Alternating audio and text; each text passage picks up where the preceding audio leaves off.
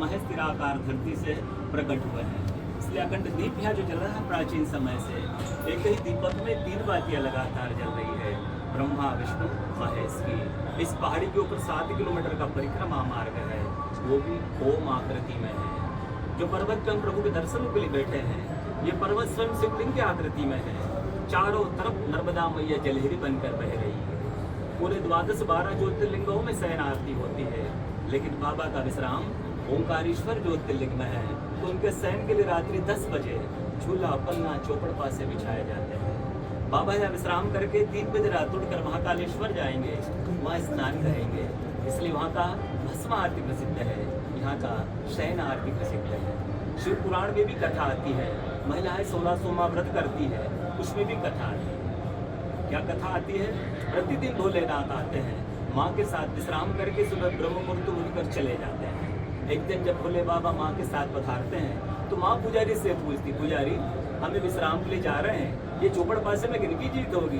पुजारी बोलते कि आज ही भोले बाबा जीतेंगे। ऐसा बोलकर पुजारी घर चले जाते हैं। भोले बाबा माँ विश्राम के लिए चले आते हैं।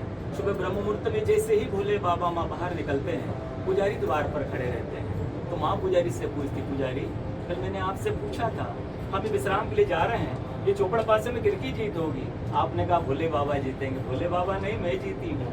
माँ ऐसा बोल करके उनको श्राप दे के चली जाती है। उनके तुरंत पश्चात अप्सराएं शिवलिंग पे जल चढ़ाने आती हैं। अप्सराएं पुजारी से पूछती, पुजारी आश्वस्त क्यों हो गए, आप तो ठीक थे।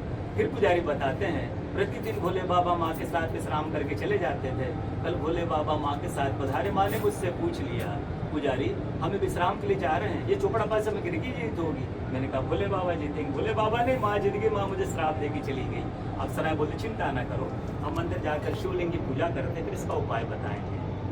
अप्सराएं अंदर आकर शिवलिंग की पूजा करके बाहर आकर बोलती, पुजारी आप 16 सोमवार व्रत कीजिएगा, व्रत करते ही स्वस्थ हो जाएंगे, व्रत करते ही ठीक हो जाएंगे। ये वो कथा का दर्शन ओंकारेश्वर ज्योतिर्लिंग में प्रतिदिन होता है। पूरे 12 ज्योतिर्लिंग में ओंकारेश्वर ही ऐसा ज्योतिर्लिंग है जिसके दर्शन के पश्चात कोई महानदी का दर्शन होता है, जिसके तट को छूकर कोई महानदी बह रही है। आप काशी जाएंगे, गंगा जी दूर है।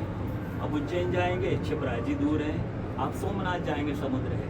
लेकिन ओंकारेश्वर ही ऐसा ज्योतिर्लिंग है जिसके दर्शन के पश्चात कोई महानदी का दर्शन होता है।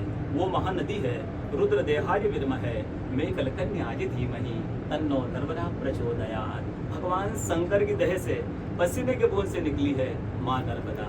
भारतवर्ष में जितनी नदियाँ हैं सब उत्तर दक्षिण दक्षिण उत्तर की ओर बहती है, लेकिन माँ नर्मदा उदय से अस्त की ओर बहती है, पूरब से पश्चिम की ओर बहती है। सब नदियों में नर्मदा ही नदी ऐसी नदी है जिसका जितना कंकर है सब शंकर है। नर्मदा पुराण में ये भी कहा गया है कि नर्मदा जल के स्पर्श होने जो शिवलिंग निकलते हैं उनको डायरेक्ट पूजा कीजिए, उनको प्रतिष्ठा की आवश्यकता नहीं है। नर्मदा जल स्पर्श होने से वो स्वयं प्रतिष्ठित हो जाते हैं। जब अयोध्या में रामलला जी की स्थापना की गई थी उस समय 2.5 फीट का नर्मदा का शिवलिंग